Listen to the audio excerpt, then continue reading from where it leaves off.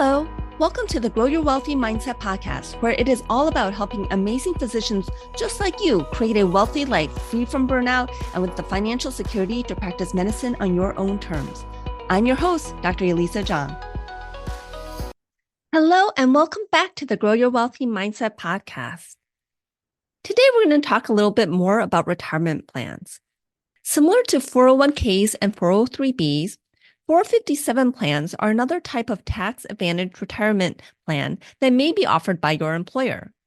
However, 457 plans have a few important differences from 401ks and 403bs. 457 plans were created with the passage of the Revenue Act on November 6, 1978. 457 itself refers to the IRS tax code that created this type of retirement plan, similar to 401k and 403b. The most common 457 plan is a 457b plan, but generally they're just referred to as 457 plans. Only employers who are exempt from paying federal income taxes and non-church organizations can offer 457 plans. This includes state and local governments, hospitals, educational organizations, charitable organizations or foundations, and trade associations. Typically, 457 plans are available to employees of state and local governments, and this includes police officers, firefighters, teachers, and other public sector workers. This also includes physicians who work for government hospitals. According to the American Hospital Association, there are currently 923 state and local government community hospitals and 207 federal government hospitals. 457 plans are also available to employees of certain tax-exempt organizations, such as nonprofit hospitals and charitable organizations. There are currently 2,987 non-government, not-for-profit community hospitals. Like other traditional retirement accounts, employees can contribute a portion of their salary to the plan on a pre-tax basis, which reduces their taxable income for the year.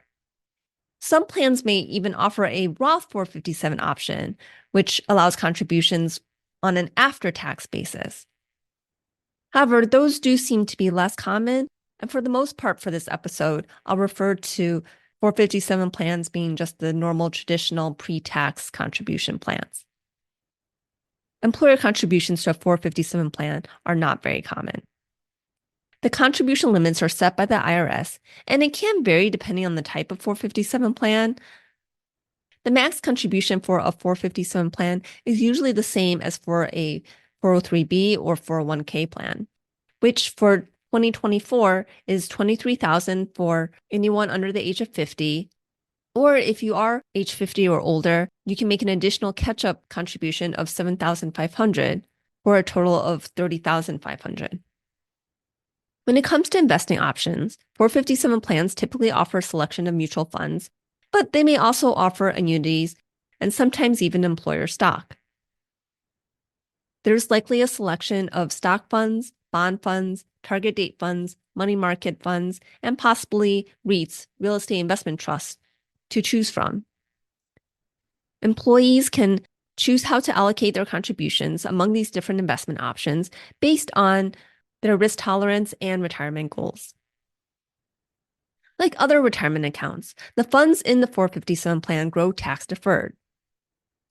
That means that while the funds are in the plan, there are no taxes on any investment gains, as well as dividends or interest that's earned. When it comes to withdrawals, this is where the 457 plan really differs from other retirement accounts. 457 plans are also called deferred compensation plans. You can think of it this way. When you contribute to a 457 plan, you're basically telling your employer to not pay you part of your salary now, but to hold it for you until later. While it's being held for you, it can be invested, and the growth on that investment happens tax deferred. If you leave your employer where you had a 457 plan, then you're generally allowed to withdraw from the 457 plan without penalty, regardless of your age. However, these withdrawals are subject to ordinary income tax. If it is a Roth 457 plan, then you wouldn't pay income tax on withdrawal. But again, I'm going to mainly talk about traditional 457 plans because those are much more common. So when you're withdrawing from your 457 plan, you're basically asking for the compensation that you previously deferred. When you leave an employer where you had a 457 plan, you don't necessarily have to take the plan with you. Oftentimes, you can actually leave it with your employer. This would give you the option of withdrawing funds from that account whenever you want or need that money later. You could also choose to roll over that 457 plan to other retirement accounts. You could roll it over to a traditional IRA, another 457 plan if you have one with your new employer, or a 401k plan or 403b plan. If you have a solo 401k, you can roll it over into that.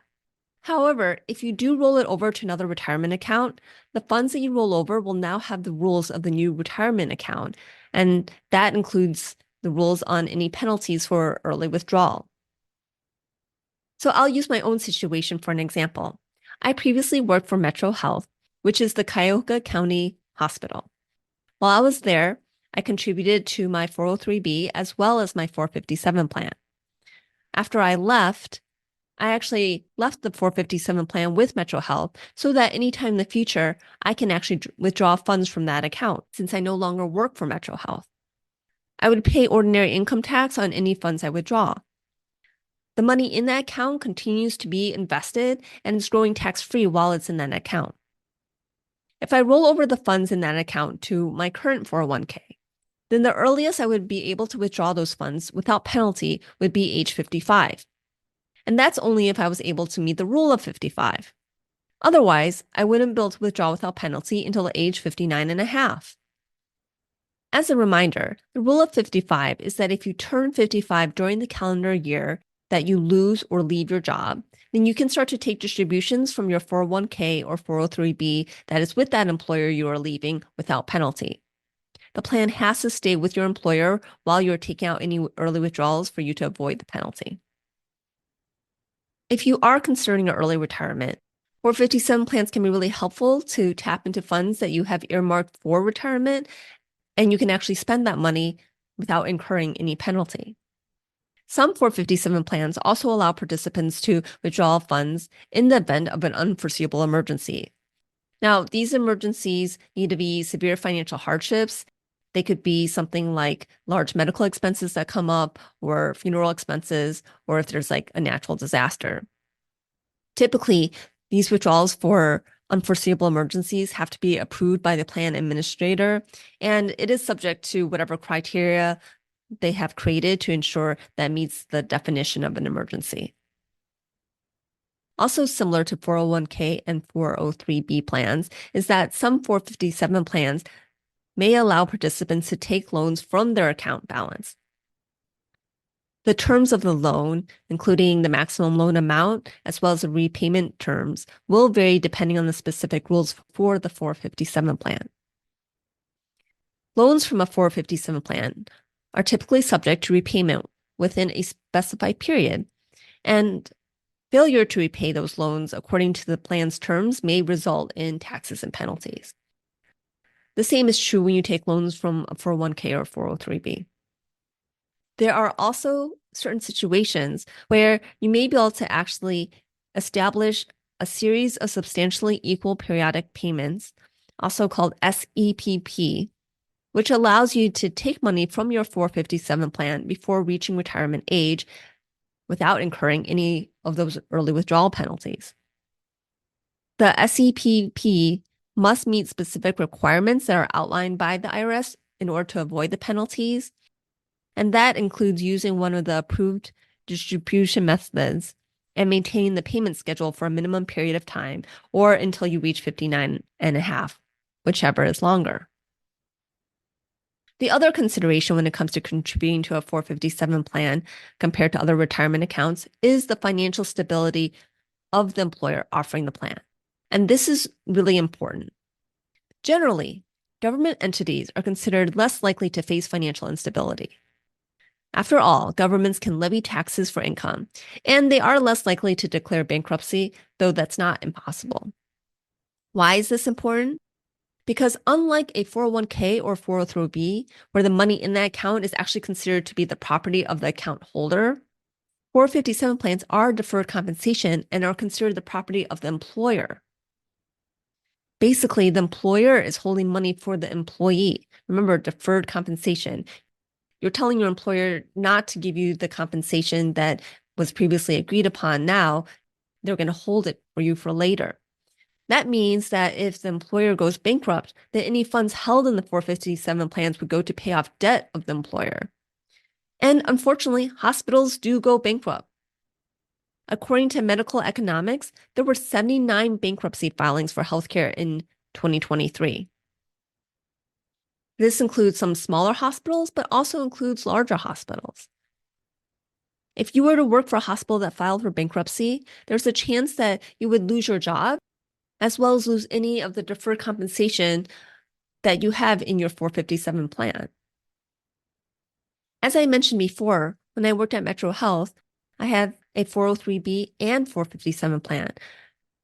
So it is very possible that if you do work for a hospital or a healthcare system, that you are able to actually contribute to both of these plans. If that's the case, then in 2024, you can actually contribute $23,000 to both the 403B and the 457 plan for a total of $46,000 of retirement savings if you're under the age of 50. If you're age 50 or older, not only can you contribute the $23,000 to both accounts, you can also contribute the catch-up contribution of $7,500 to both accounts. So that would mean a total of $61,000 contributed. If you're in one of the higher tax brackets, that could really lead to a significant amount of savings that you're not going to be paying in taxes. Generally, it's best to max out your 403B prior to contributing to your 457 plan, especially if there's any match for the 403B. You definitely always want to get the match first. But even so, generally, it's still better to fund the 403B because, again, that's money that's actually yours, whereas the 457 plan is still technically money your employer is holding earmarked for you, but not actually yours. After maxing out your 403B, then depending on your situation, you may either want to contribute to a Roth IRA through the backdoor method or contribute to your 457 plan. This is assuming that you've got a governmental 457 plan or that your employer is financially strong. If you are able to max out all three accounts, a 403B, a 457 plan, and do the backdoor Roth IRA, this would mean getting tax-deferred growth on $53,000 invested for those under age 50 and $69,000 for those age 50 or older for 2024. That's really a lot of money that you can put aside towards the goal of retirement. And again, that money's all going to grow tax-free, which will really help it grow much faster. I hope this episode was helpful. If you have any questions, feel free to reach out to me at growyourwealthymindset@gmail.com. If you're enjoying the Growthy Wealthy Mindset podcast, please share it with a friend or colleague. The best thing you can do to support this podcast is help spread the word and get it in the ear of more people. Thanks so much for being a listener. And I'll be back next week with another episode of the Grow Your Wealthy Mindset podcast. If you enjoyed this episode, I would love it if you could share it with your friends and colleagues. And now for the disclaimer. I am not a certified financial planner, accountant, or attorney, and nothing I say should be construed as professional investment, tax, or legal advice. This show is primarily for your education and entertainment. I am a physician, but I'm probably not your physician. So if you need any medical advice, please contact your own physician. Thank you.